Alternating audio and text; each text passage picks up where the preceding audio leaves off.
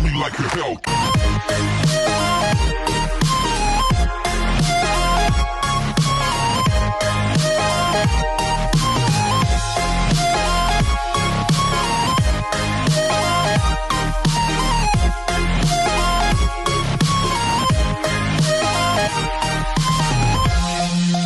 Episode 40 की starting 5 years के leap के बाद होती है, जहां एडा और सरकान फोन पर बात तो कर रहे होते हैं लेकिन किसी और से, और उन्हें एड्रेस बता रहे होते हैं।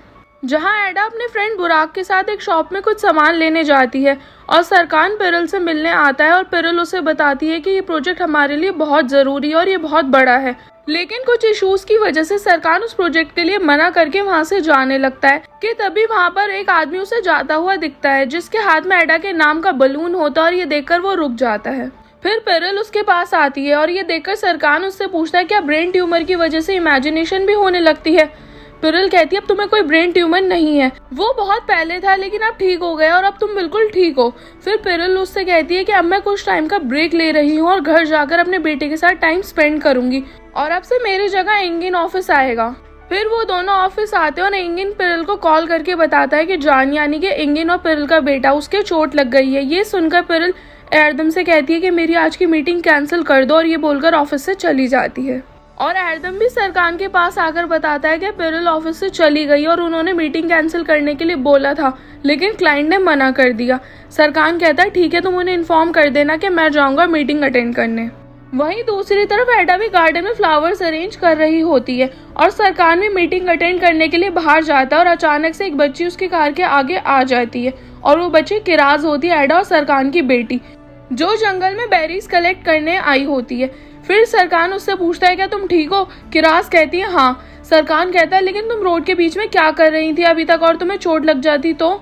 ये सुनकर किराज उससे कहती है कि अगर तुम्हारा ध्यान फोन पर नहीं होता और तुम रोड पर ध्यान देते ना तो तुम्हें मैं दिख जाती और अब मैं तुम्हारी कंप्लेंट अपनी मॉम से करूंगी।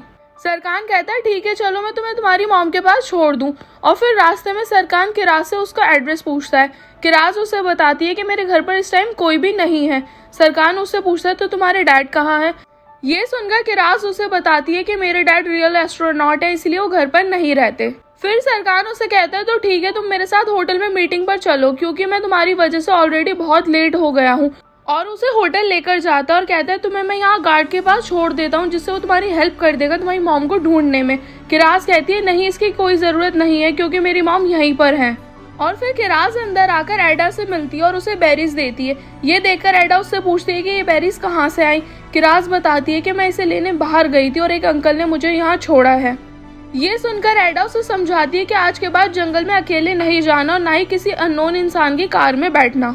कि तभी वहाँ मेलो आ जाती है और बताती है कि किराज यहाँ है और मैं इसे बहुत देर से ढूंढ रही हूँ। और फिर एडा किराज को मेलो के साथ भेज देती है। मेलो और मिस साइफर दोनों बुराक के रेस्टोरेंट में जॉब करती हैं और उसकी वहाँ हेल्प करती है।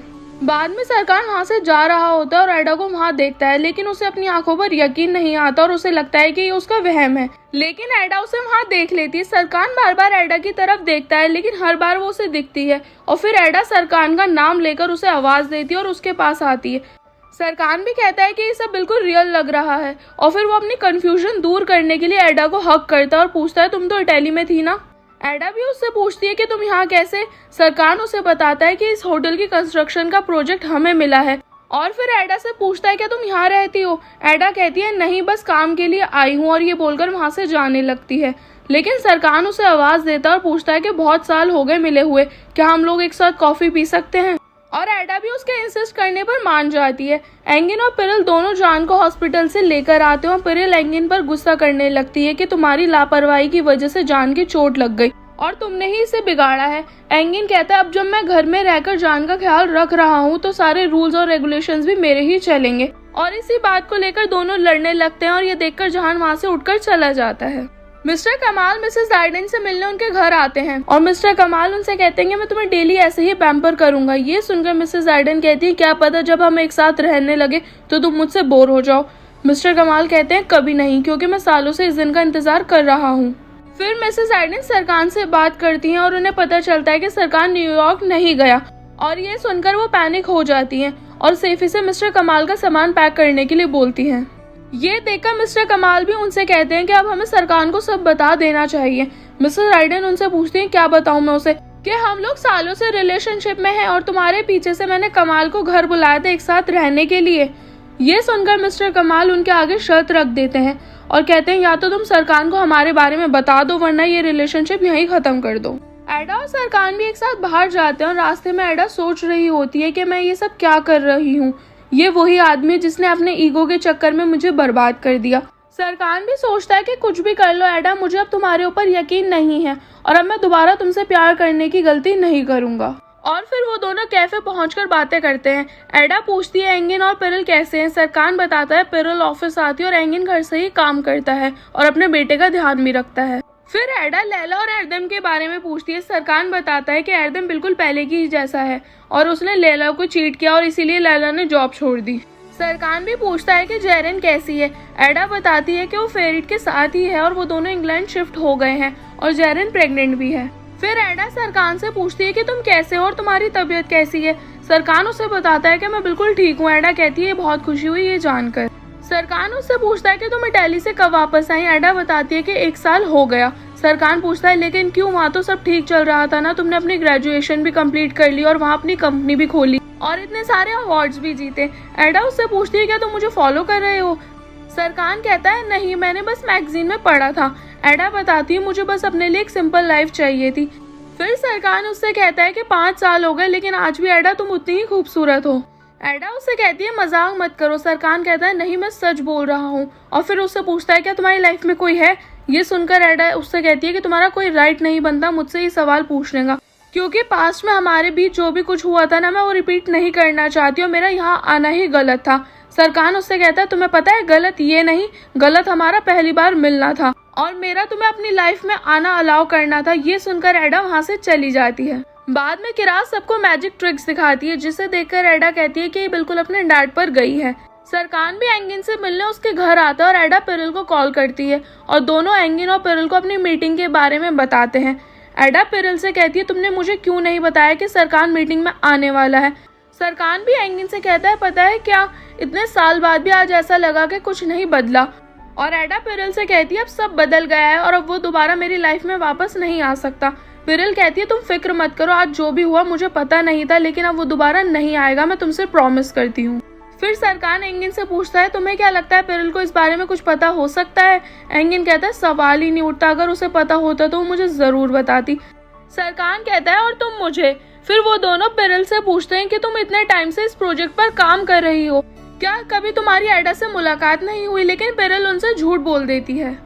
अगले दिन एडा अपने असिस्टेंट करीम से बात कर रही होती है और उसके बाद सरकान वहाँ आता है और एडा उससे पूछती है कि तुम यहाँ क्या कर रहे हो।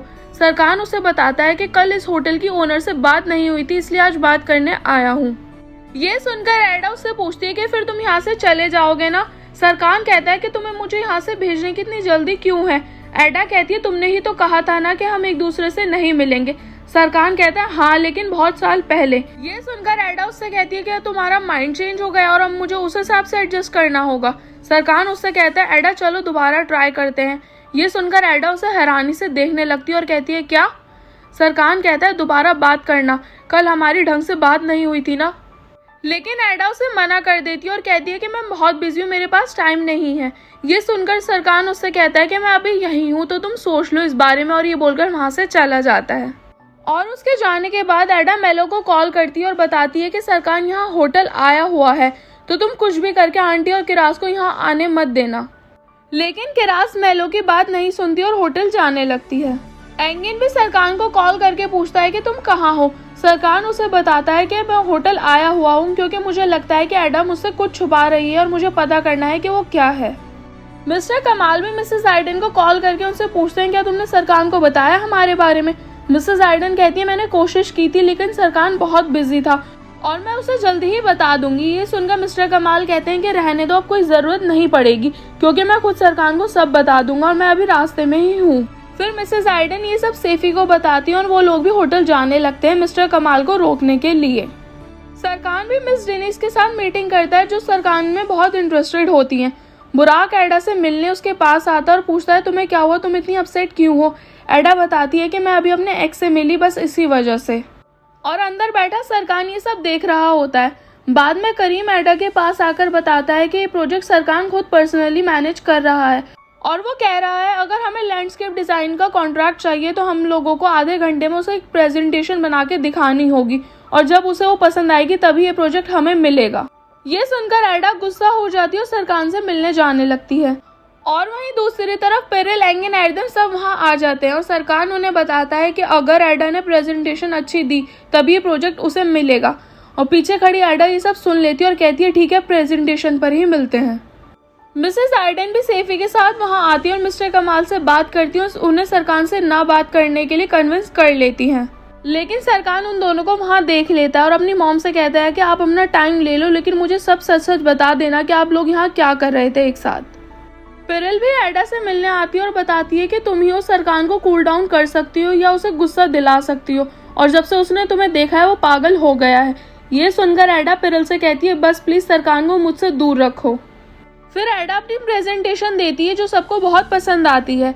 बाद में सरकान एडा के पास आकर उससे सॉरी बोलकर कहता है कि मुझे ये नहीं कहना चाहिए था कि तुम मेरी लाइफ की बहुत बड़ी मिस्टेक हो, मैंने बस गुस्से में बोल दिया था। ये सुनकर एडा कहती है कि मैं जानती हूँ। फिर सरकान उसे डिनर के लिए पूछता है और कहता है जो बातें कल अधूरी रह गई थी वो आज कर लेते हैं। एडा कहती है ठीक है। और वहीं दूसरी तरफ मिसेस आइडन की मुलाकात भी मिस आइफर से होती है। रात को एडा सरकान से मिलने डिनर पर आती है, जहाँ सरकान को देखकर उसे पास की मेमोरीज याद आने लगती हैं, जब सरकान की बहुत तबीयत खराब थी और तबीयत खराब की वजह से सरकान बहुत चिड़चिड़ा हो गया था। फिर एडा सरकान के पास आती है और वो दोनों एक साथ डिनर करते हैं और बातें करते हैं, जहाँ एडा सरकान से कहती है मैंने तुम्हारा बहुत इंतजार किया, पहले तुम्हारी मेमोरी वापस आने का, फिर तुम्हारी तबीयत ठीक होने का, और जब तुम ठीक हुए तो तुम बिल्कुल ही बदल गए, तुमने मुझे बिल्कुल ही भुला दिया और कंटिन्यूसली शादी की डेट को पोस्टपोन करते रहे, और उसके बाद के लड़ाई झगड़े तो तुम्हें भी याद होंगे, और इन सब के बाद तुमने मुझे बोला कि तुम मेरे साथ नहीं रहना चाहते, और इसीलिए मैं चाहती हूँ कि कल सुबह होने से पहले तुम यहाँ से चले जाओ, क्योंकि तुम और मैं एक जगह यहाँ नहीं रह सकते। सरकान कहता है प्लीज ऐसा मत करो। ये सुनकर एडा उससे कहती है अगर तुम्हारे दिल में मेरे लिए थोड़ी सी भी इज्जत होगी तो तुम यहाँ से चले जाओगे, और ये बोलकर वहाँ से चली जाती है। और बाद में सरकान अपनी मॉम के पास आता है और उन्हें बताता है कि मैं आज एडा से मिला।